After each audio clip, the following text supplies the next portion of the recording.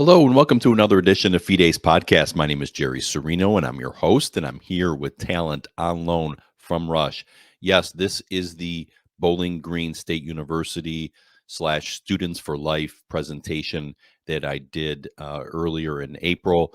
The reason I am coming to you via the studio here is because, unfortunately and very sadly, I'm really frustrated. I had some audio issues on the day of the event. So I got the video, but I got zero audio of the presentation and zero audio of the questions and answers, which were both very good, I thought.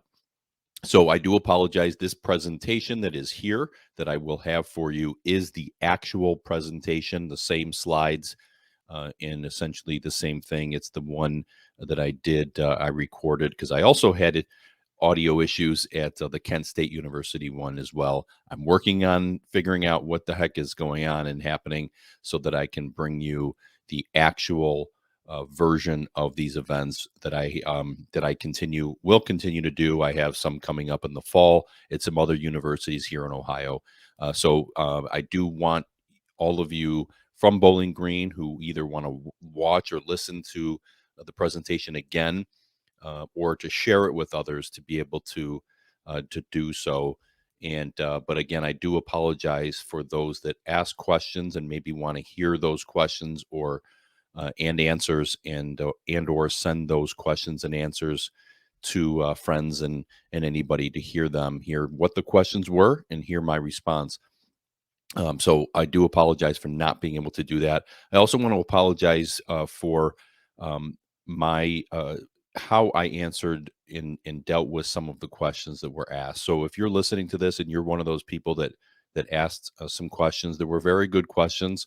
Some of them admittedly frustrated me, I'll be honest with you, and I don't think I handled it as well as I should have. And for that, I do apologize. My goal in doing these presentations is to, at the very least, plant a seed in those that are on the left, those that are on the side of abortion, to at least plant a seed in their minds so that at some point down the road, they may have a conversion. And if I don't conduct my question and answers and conduct my presentation in the best of ways, I fail to maybe connect with people. And I don't think that I did is good a job as I should have in the question and answers as far as how I handled the questions. So I just want to make that statement. If you're someone who did ask a question and you're listening to this, I do apologize to you.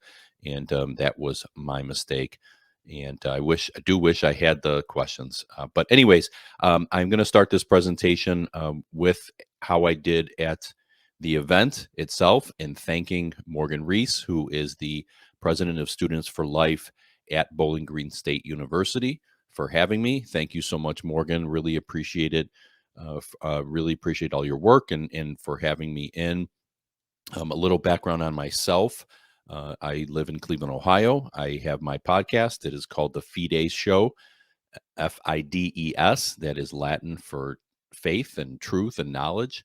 And I have a podcast in all the podcast apps. You can check me out on Rumble.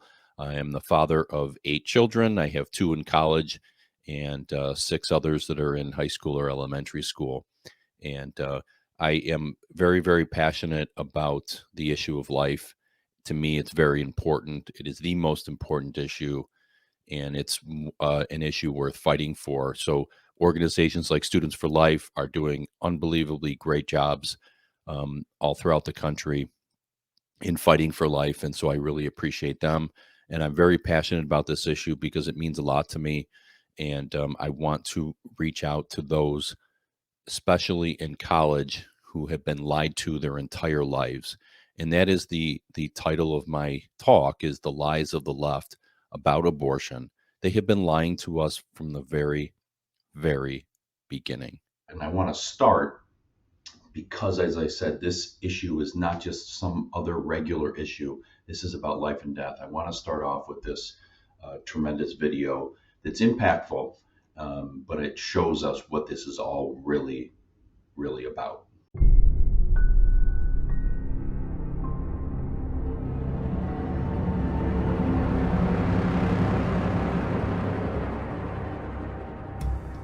I had just arrived at work as the hospital's lead sonographer and was looking at the patient's schedule for the day when my boss told me to go immediately to the OR.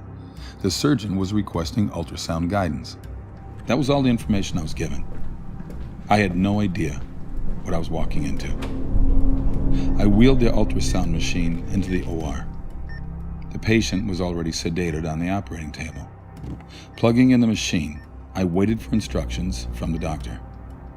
He barked at me to place the ultrasound probe on the patient's pelvis so he wouldn't perforate her uterus.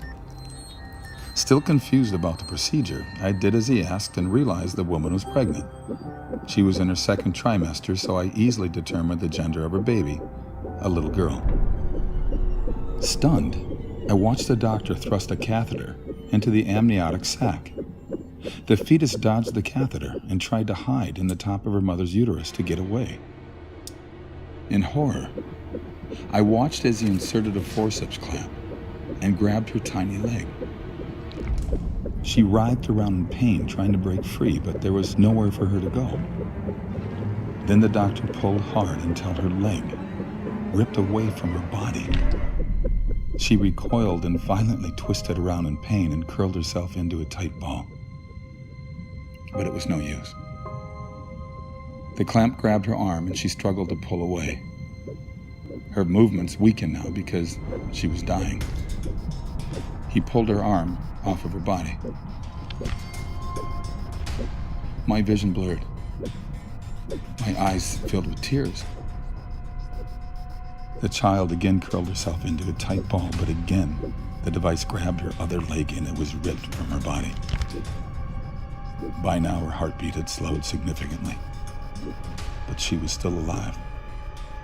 The clamp grabbed her last limb and ripped it off. She wiggled and squirmed around, and then her heart finally stopped beating. I announced that there was no more cardiac activity. The nurse and scrub tech in the room gasped, realizing for the first time that this was happening to a fetus that was still alive. The remaining body parts, the head and torso, were removed. Placenta was removed, and a final look with ultrasound revealed all products of conception were removed. I was told I could leave the room. Up until that moment, I had been frozen. I silently removed the ultrasound machine from the operating room, went directly to the locker room, and threw up. I quit my job at that hospital shortly after. I told my boss I would never again participate in that type of procedure. I was having nightmares and could not escape the memory of what I had witnessed. I would never again assist in the murder of a child. It was over 20 years ago, but it's just as vivid in my mind today as the day it happened. The saddest part is that this procedure is still happening today. People have no idea we are murdering babies in this way. They think it isn't a person, that it's just a mass of tissue. I'm so sorry for what happened to this little girl, for what I did to her. I'm sorry, sweetheart. I'm so sorry.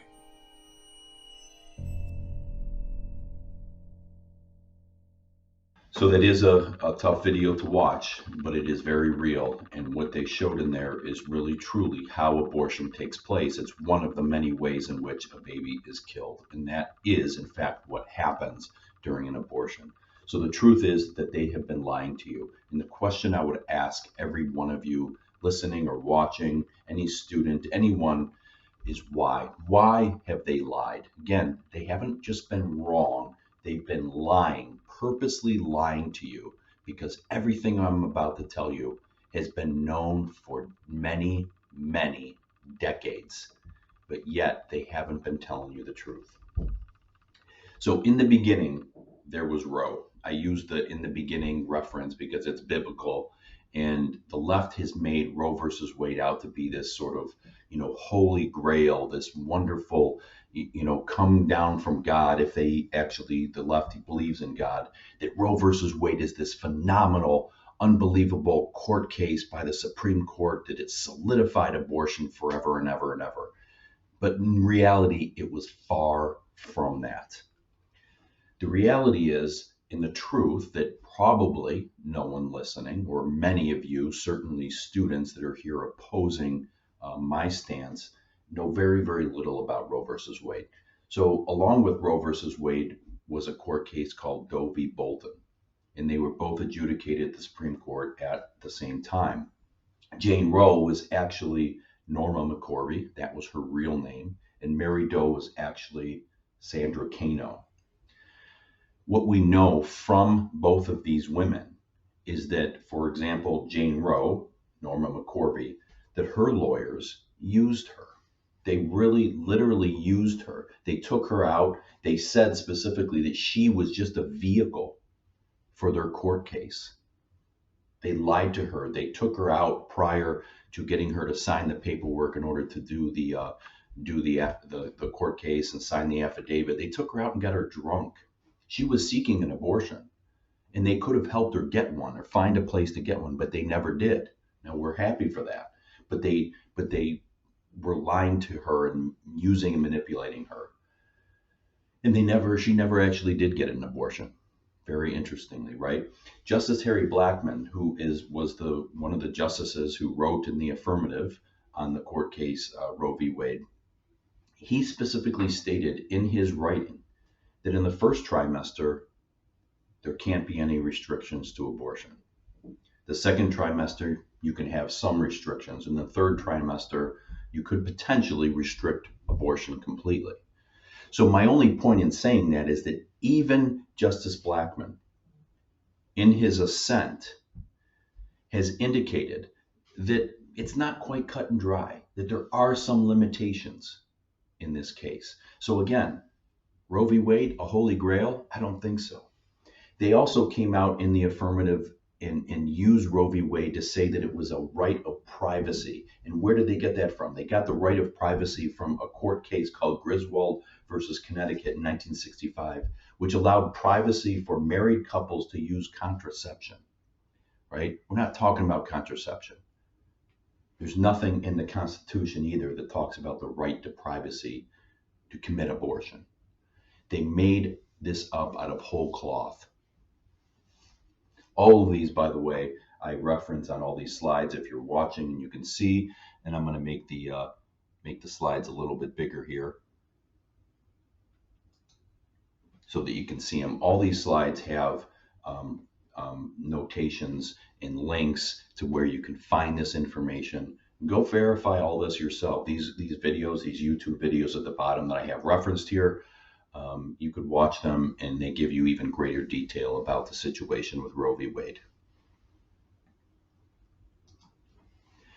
So even going a little bit further with Roe and Doe, Sandra and Norma, again, they were manipulated and used by other women. Their lawyers were women. Norma McCorvey ultimately became a pro-life advocate. She wrote a book called Won by Love. Sandra actually never even wanted an abortion and indicated that her lawyers tricked her into signing, or she actually thought she was signing something else, right? That's not a woman caring for another woman. And Sandra Cano also fled to Oklahoma to save her baby. But notice something very, very important here in regards to the justice in this case.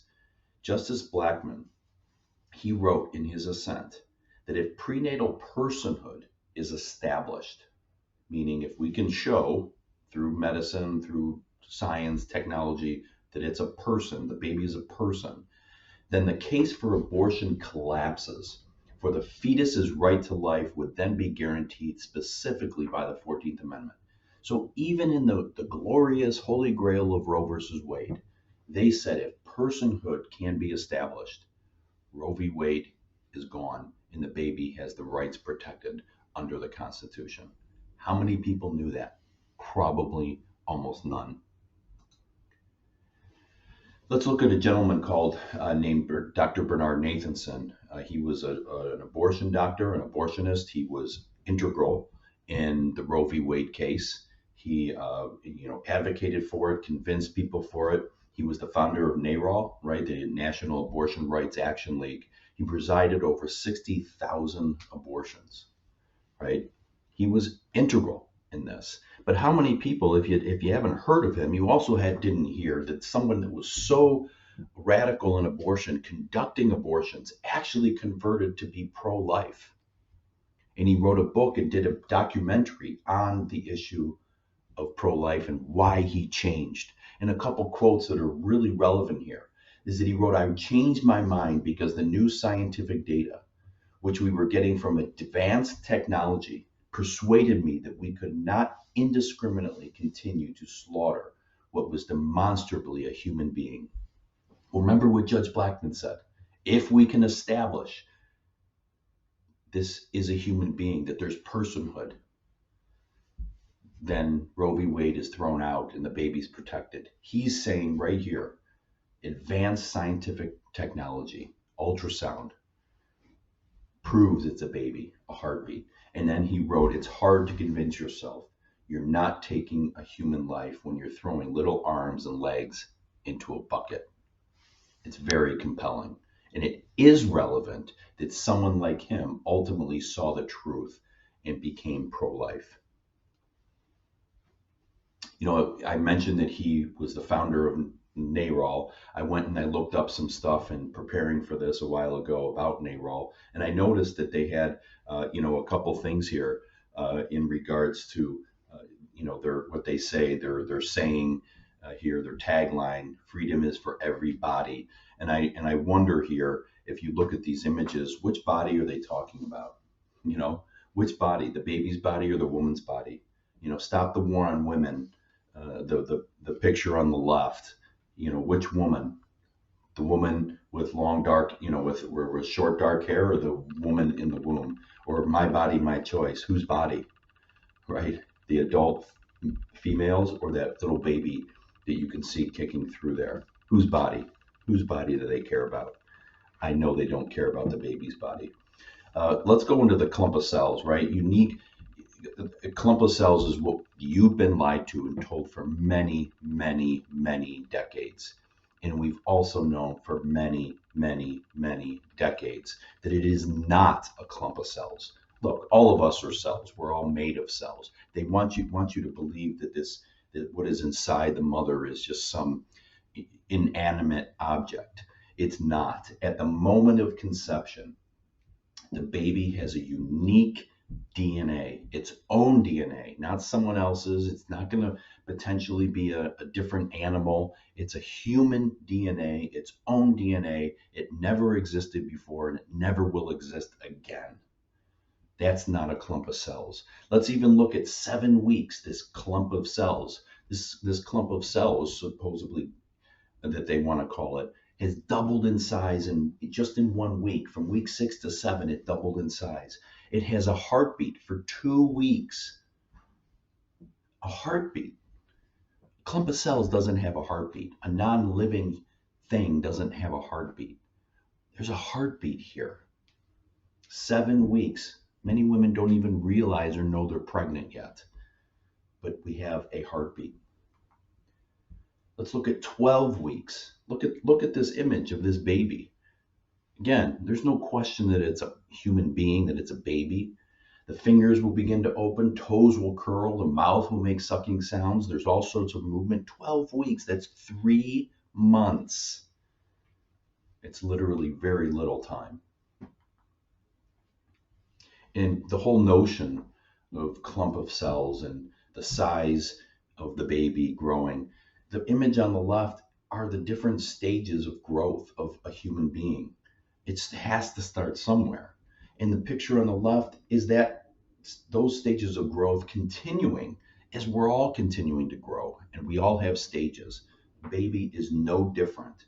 You could go forward or you could go backwards and start with the old man and say, where was he before and before and before and before? At one point, that old man was a teenager. At one point, that old man was crawling on the ground. And at one point, that old man was a baby inside of his mother. It's just a stage, just like anything else. Something else that I found extremely impactful and extremely telling were these two. I have there's the 3 YouTube videos that I have referenced here that you could watch, and they're quite amazing. And they're videos of doctors conducting surgery on little babies in the womb. This is amazing. I believe one of these is from Cleveland Clinic. And what they do is they open up the mother, they open up the baby, they conduct the surgery, they even give the baby anesthesia, which means that the baby can feel pain. So they have to numb the pain, right? And they conduct the surgery on whatever it is. They seal the baby back up, seal the mother back up, and then a few months later, the mother ultimately gives birth. This is real. This is not a clump of cells. This is not an inanimate object. This is something that's real. It's human. And if we're doing surgeries in utero, it's definitely not a clump of cells, and they know it. Let's look at St. Margaret Sanger, the founder of Planned Parenthood, right? How many people have known this? We've talked about Margaret Sanger for a really long time, and the left would always say, "Oh no, that's not true. That's not true. No, that's not true." They love Margaret Sanger. They have, and everything I'm about to tell you, not just what I've already told you, but what I'll tell you now in the next handful of slides. These are all information. This is all information that has been known for decades. All of this about Margaret Sanger has been known from the beginning. I didn't just find this stuff or discover it, and I'm the first and only person to discover this. This has been known forever and ever and ever. And here's Hillary Clinton getting an award from the president of Planned Parenthood at the time. She said wonderful, wonderful things about Margaret Sanger, and so have many other Democrat politicians. But let's look at who the real Margaret Sanger is. The real Margaret Sanger hated babies and hated life. She talked about there should be no more babies. And the most merciful thing that the large family does is to kill a baby. And she wrote, and here they're all referenced right here. You're welcome to look these up. We don't want the word to go out that we want to exterminate the Negro population. This is who she was and what she wanted. A horrible person was Margaret Sanger. And by the way, Planned Parenthood has had to admit it after all these years because they can't deny it any further. So just looking at the last quote here, I won't read the whole quote, you can read it, but she was basically talking about how she was invited to and spoke at a KKK rally and got a number of other invitations. This is who she is. This is the person that Margaret Sanger is. And people like Hillary Clinton said that she admired her. Hillary Clinton has had every ability to know exactly who Margaret Sanger is and was. So speaking of Planned Parenthood, we hear this a lot. We hear that Planned Parenthood is essential. We have to have Planned Parenthood. Planned Parenthood without Planned Parenthood, women couldn't survive. Poor people are going to suffer because they have nowhere to go without Planned Parenthood. You can't defund Planned Parenthood. Wrong. All this information is out there, and everyone knows and has this information who is out there pushing this lie. They're not just wrong, they're lying to you. Planned Parenthood has about 700 clinics throughout the country, and they serve 2.8 million individuals a year. Federally Qualified Health Centers, FQHCs, has 9,170 service sites throughout the country, and they serve 21.1 million people per year. These graphs I put in here because it really helps you see the difference here. There's hardly any Planned Parenthoods, and they help hardly anyone compared to FQHCs. So if Planned Parenthood went away tomorrow, there's still an infinite number of places for people in need to go get the help they need. Planned Parenthood is not needed. And the FQHCs do way more services, and they do not do abortions.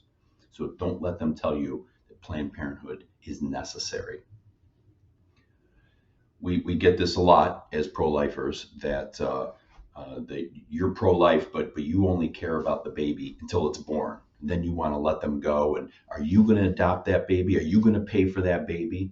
Are you going to provide for that woman who's poor and has a baby?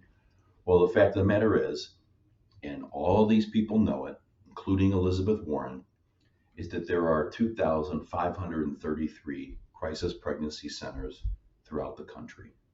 Looking at this image here, if you can see it, and hopefully you can, these marks on the map are not indicating one location.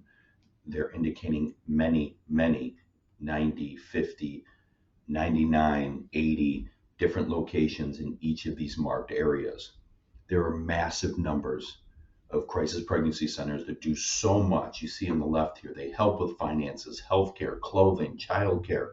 And this is all on top of government services and welfare that's out there to help people who are poor, counseling, and adoption.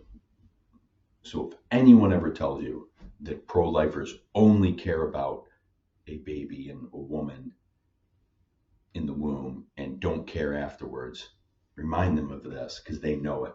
They just don't want to admit it. What about cases of rape? Rape is the one issue that is brought up very, very often when it seems like the left has nowhere else to go.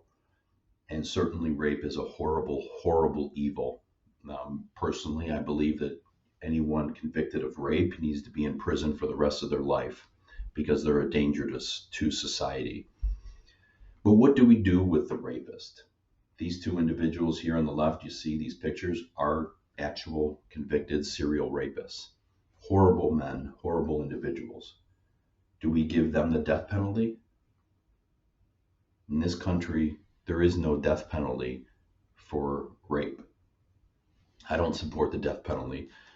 And I don't want them to get the death penalty, although sometimes I do. But these would be the ways in which they could get the death penalty, but we don't. We don't give them the death penalty, and they're the guilty party. So what should we do with the baby? Should we give the baby the death penalty? The innocent, one of the innocent parties, spare the rapist and kill the baby?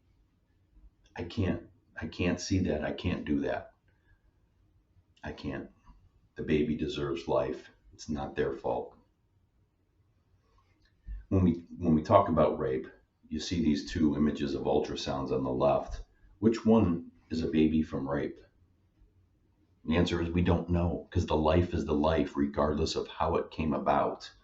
The woman on the left, on the bottom left, is a woman who was conceived in rape. She's a speaker. She's a grown woman, a mother. The little boy here in the middle, in the bottom middle, he was conceived in rape. And obviously he was given life.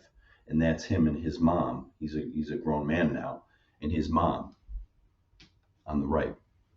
His life is important and valuable, even though his mother was raped and he was conceived through that rape.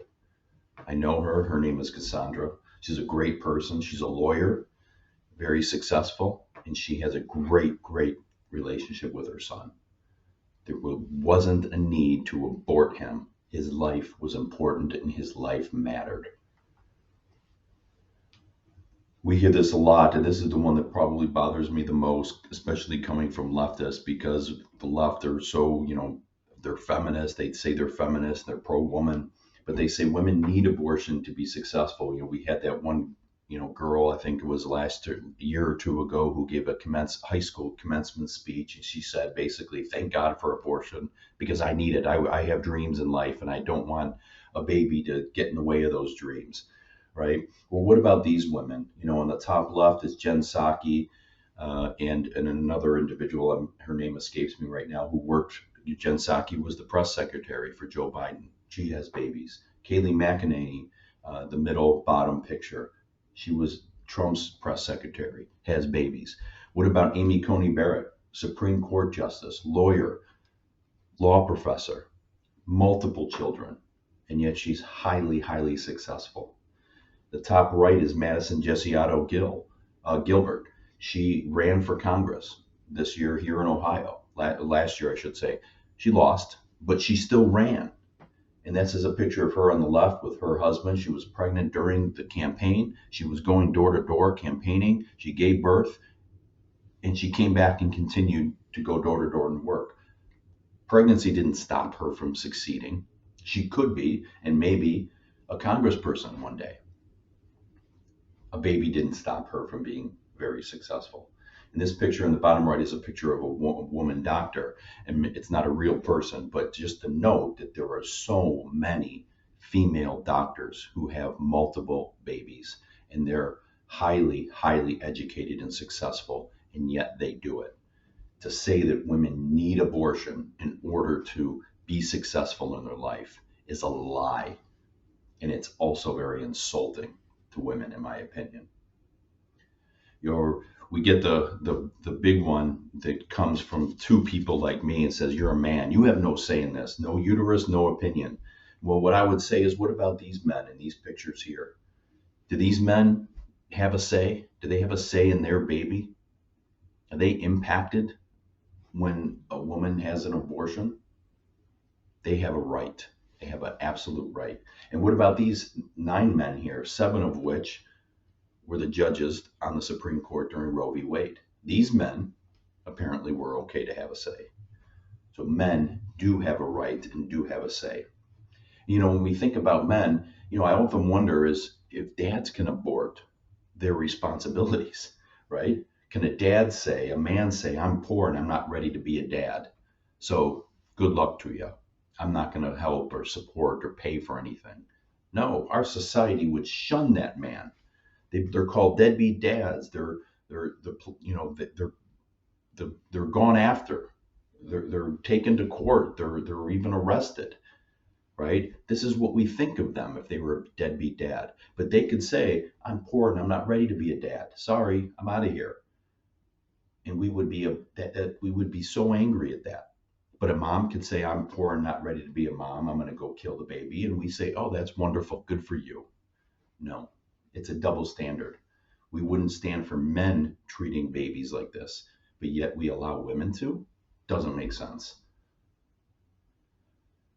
The last area I want to cover here is what's coming up here in Ohio and soon to be many other states is a ballot initiative come November that will try to put abortion with really unlimited access with no restrictions on the ballot for the people of Ohio to vote on.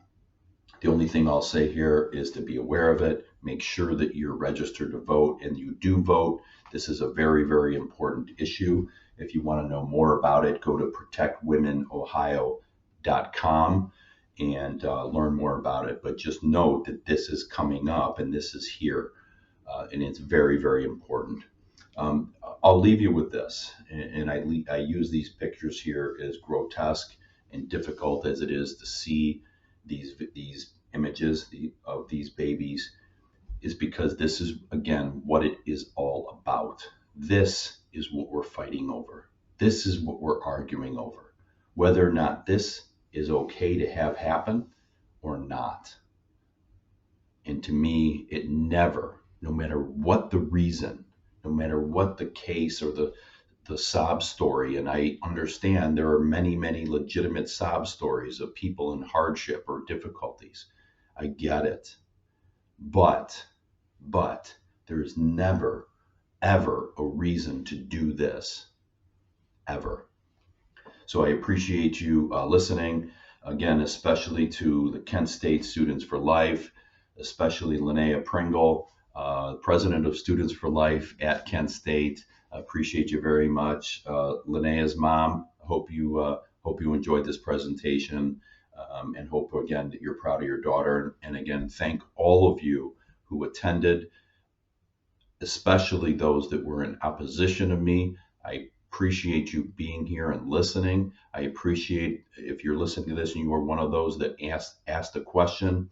We're not able to show those questions here. I wish I could.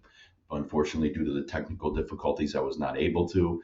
But the questions were excellent and very appreciated and very respectful. I appreciate you as well. Please connect with me. Please stay in touch with me. All my information is here on the screen, all my social media. Please go to the Fides show. Fides is Latin for knowledge, faith, and truth. FIDES. Go to any podcast app. Go to YouTube. Go to Rumble. And if you're interested, every Wednesday at 7 p.m. Eastern, I have one of my episodes on rightamericamedia.com. So 7 p.m. Eastern on Wednesdays on rightamericamedia.com. Okay, so thank you again so much for having me, and thank you for listening, and I'll see you next time.